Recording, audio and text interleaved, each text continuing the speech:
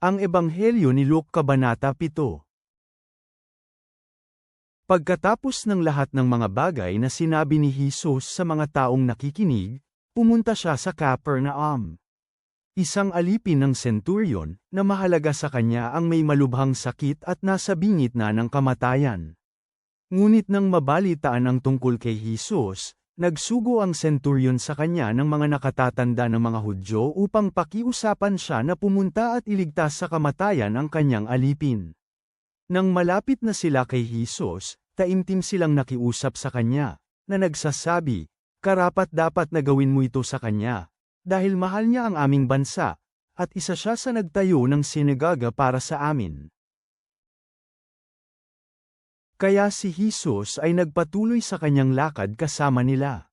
Ngunit nang malapit na siya sa bahay, ang centurion ay nagpadala ng mga kaibigan para sabihin sa kanya, "Panginoon, huwag na kayong mag-abala, dahil hindi ako karapat-dapat na puntahan sa aking tahanan. Sa dahilang ito, hindi ko rin inisip na karapat-dapat ako na humarap man lamang sa iyo. Magbigay lang kayo ng salita at gagaling na ang aking alipin. Sapagkat ako rin ay isang tao na itinalaga sa ilalim ng isang may kapangyarihan at may mga kawal sa ilalim ko.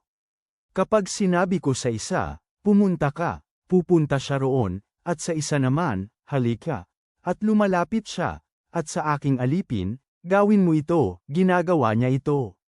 Nang marinig ito ni Jesus, siya ay namangha sa kanya, at habang humarap sa mga maraming taong sumusunod sa kanya, sinabi niya, "Sinasabi ko sa inyo, hindi pa ako nakakita ng may ganitong kalaking pananampalataya kahit nasa Israel."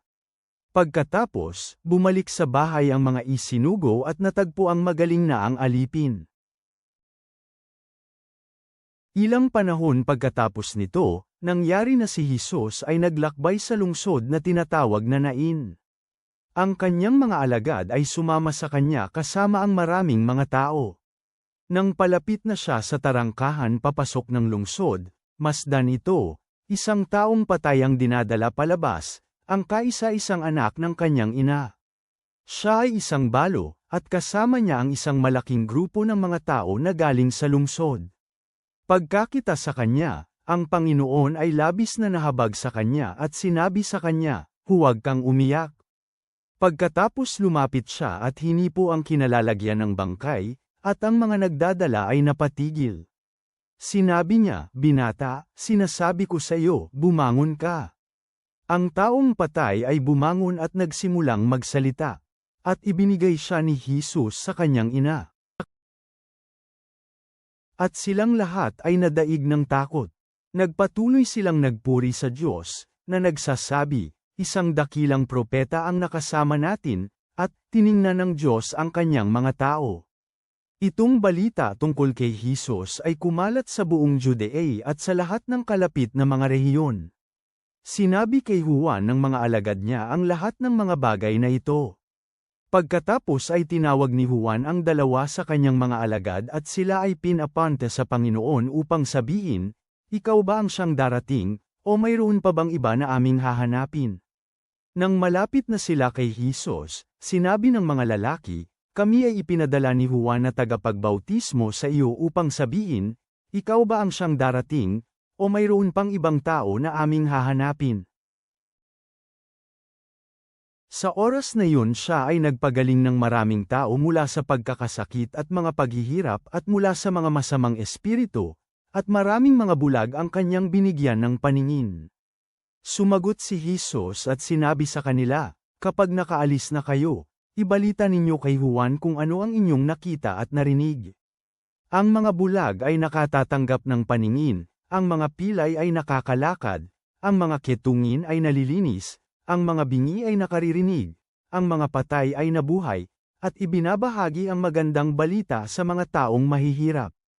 Pinagpala ang taong hindi tumitigil sa pananampalataya sa akin dahil sa aking mga ginawa."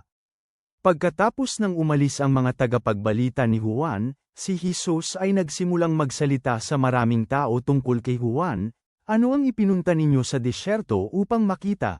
Isang tambo na inaalog ng hangin. Ngunit ano ang ipinunta ninyo upang makita? Isang taong nakadamit ng marilag na kasuotan. Tingnan ninyo, Ang mga taong nagsusuot ng marilag na damit at namumuhay sa karangyan ay nakatira sa palasyo ng mga hari. Ngunit ano ang ipinunta ninyo upang makita, isang propeta? Oo, sinasabi ko sa inyo, at higit pa sa isang propeta. Siya ang tinutukoy sa nasusulat, tingnan mo, aking ipinapadala ang aking mensahero na mauuna sa iyo, na siyang maghahanda sa iyong daraanan bago ka dumating. Sinasabi ko sa inyo, sa mga ipinanganak ng mga babae, walang mas hihigit kay Juan, ngunit ang pinakamababang tao sa kaharian ng Diyos ay mas higit pa sa kanya. Nang marinig ito ng lahat ng tao, kabilang ang mga maniningil ng buwis, ipinahayag nila na ang Diyos ay matuwid. Sila ay kabilang sa mga nabautismuhan sa bautismo ni Juan. Ngunit ang mga Pariso at ang mga dalubhasa sa kautusan ng mga Hudyo, na hindi niya nabautismuhan, ay tinanggihan ang karunungan ng Diyos para sa kanilang mga sarili. Sa ano ko ihahambing ang mga tao sa salinlahing ito? Ano ang katulad nila? Katulad sila ng mga batang naglalaro sa pamilihan, na umuupo at tumatawag sa bawat isa at sinasabi, "Tumugtog kami ng flauta para sa inyo, ngunit hindi kayo sumayaw. Nagdalamhati kami, ngunit hindi kayo umiyak." Sapagkat naparito si Juan na tagapagbautismo na hindi kumakain ng tinapay at hindi umiinom ng alak, at inyong sinabi, na siya ay may demonyo. Ang anak ng tao ay dumating na kumakain at uminom at inyong sinabi, masdan ninyo, siya ay isang napakatakaw na tao at isang manginginom, isang kaibigan ng mga maniningil ng buwis at mga makasalanan. Ngunit ang karunungan ay napawalang sala ng lahat ng kanyang mga anak. Ngayon, may isang Pariso ang nakiusap kay Jesus na makisalo siya sa kanya. Kaya nang pumasok si Jesus sa bahay ng Pariso, sumandal siya sa mesa upang kumain. Masdan ito, may isang babae sa lungsod na makasalan. Nalaman niya na si Jesus ay nakasandal sa hapagkainan sa bahay ng Pariso, at nagdala siya ng isang alabastro ng pabango. Tumayo siya sa likuran ni Jesus malapit sa kanyang mga paa at umiyak. At sinimulan niyang basain ng kanyang mga luha ang kanyang mga paa, at pinunasan ang mga ito ng kanyang buhok, hinalikan ang kanyang mga paa, at binuhusan ang mga ito ng pabango. Nang makita ito ng Parisong nag-anyaya kay Jesus, inisip niya sa kanyang sarili, na nagsasabi, kung ang taong ito ay isang propeta, malalaman niya sana kung sino at anong klaseng babae ang humahawak sa kanya, na siya ay isang makasalanan. Sumagot si Jesus at sinabi sa kanya, Simon, mayroon akong sasabihin sa iyo. Sinabi niya, sabihin mo, Guro. Sinabi ni Jesus, may dalawang tao na may utang sa isang taong nagpapahiram. Ang isa ay may utang ng 500 denaryo, at ang isa ay may utang ng 50 denaryo. Dahil sila ay walang pera na pangbayad, sila ay pareho niyang pinatawad. Kaya, sino sa kanila ang higit na magmamahal sa kanya? Sinagot siya ni Simon at sinabi, sa palagay ko ay ang pinatawad niya ng lubos. Sinabi ni Jesus sa kanya, tama ang iyong paghatol.